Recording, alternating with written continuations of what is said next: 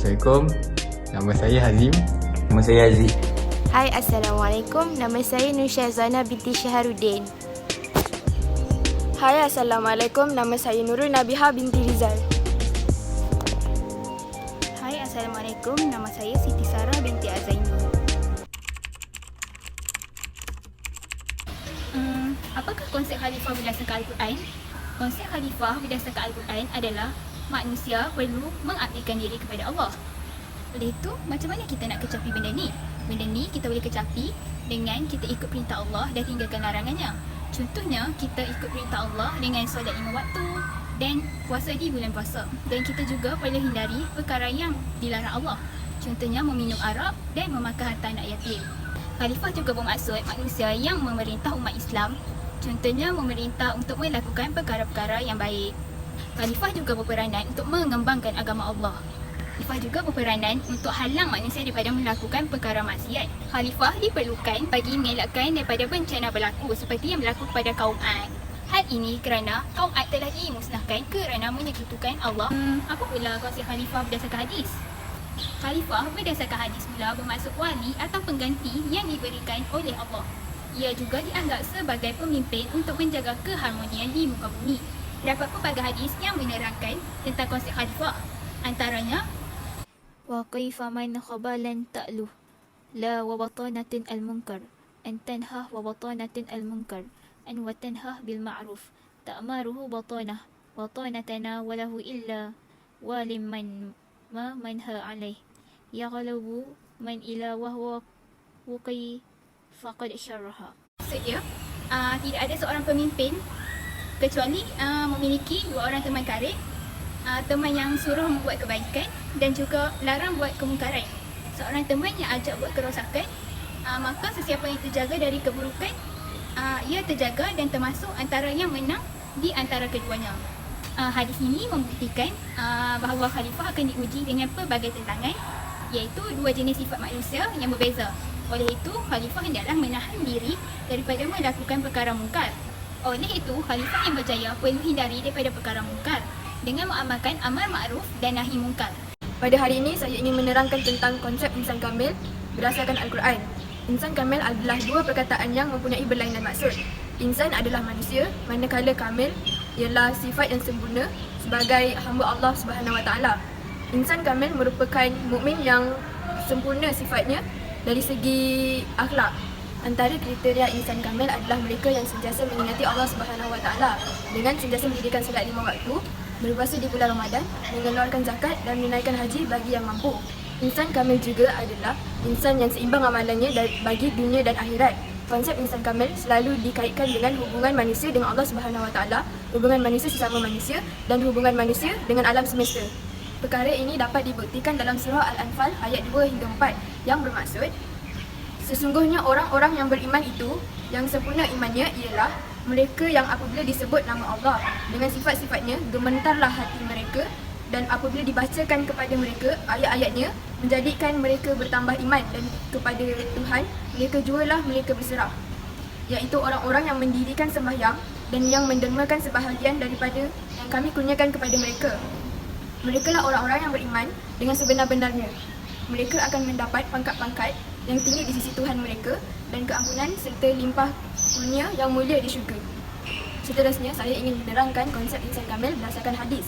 Insan kamil juga boleh ditakdirkan sebagai manusia yang sempurna.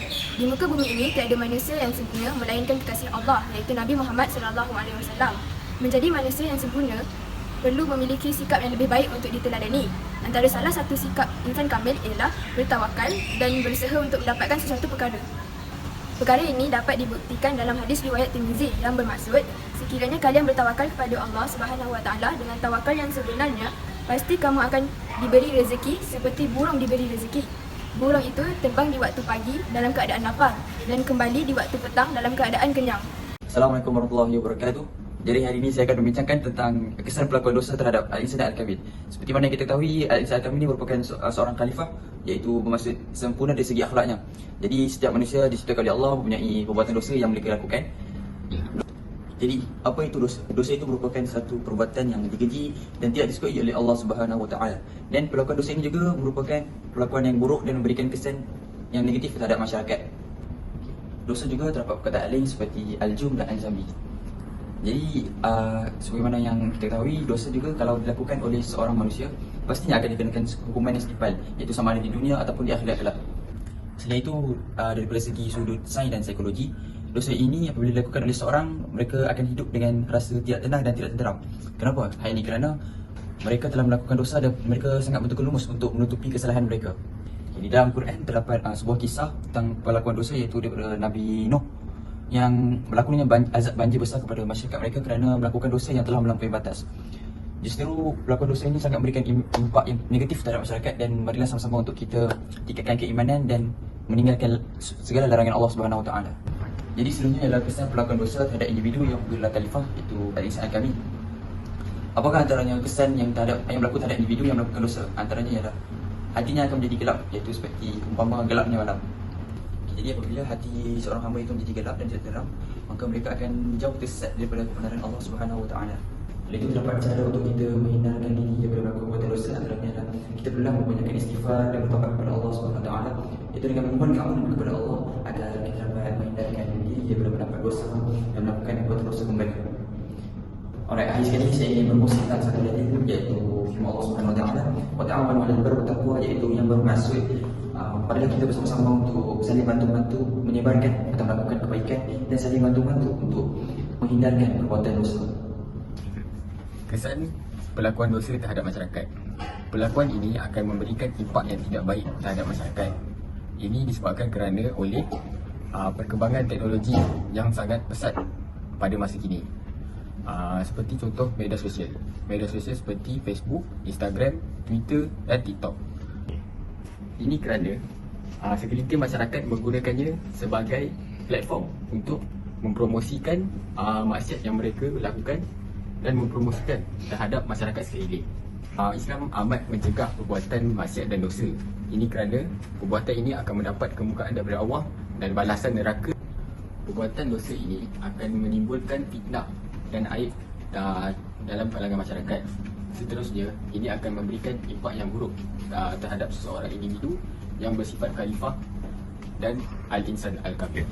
Seperti yang diketahui oleh masyarakat pada masa kini, kes pengedaran dadah dan penjualan dadah terhadap institut-institut pendidikan ini sangat berleluasa dalam negara dan menyebabkan ramai pelajar-pelajar yang terlibat dalam kes ini.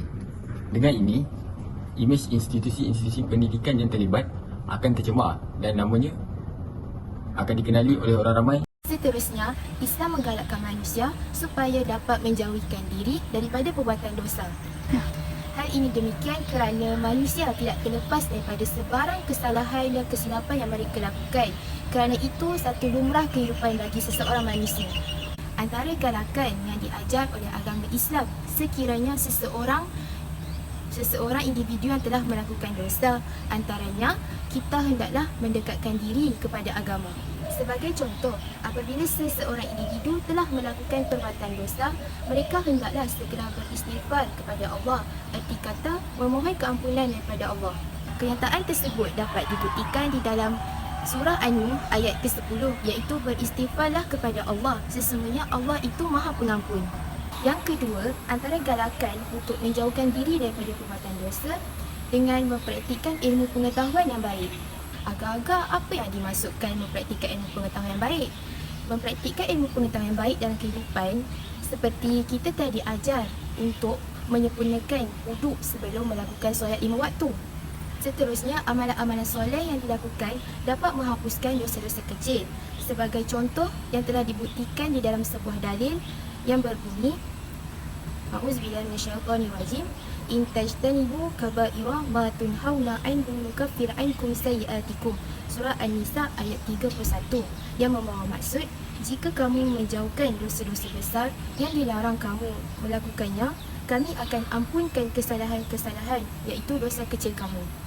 Yang ketiga, galakan yang telah diajar oleh agama Islam, iaitu dengan bersahabat dengan insan yang mulia. Hal ini kerana sahabat ibarat cerminan diri seseorang individu. Sebagai contoh, apabila seseorang individu itu berkawan dengan orang yang baik, maka dirinya akan menjadi baik. Apabila seseorang individu itu berkawan dengan orang yang jahat, maka dirinya akan menjadi jahat. Itulah yang dimaksudkan sebagai sahabat cerminan diri seseorang.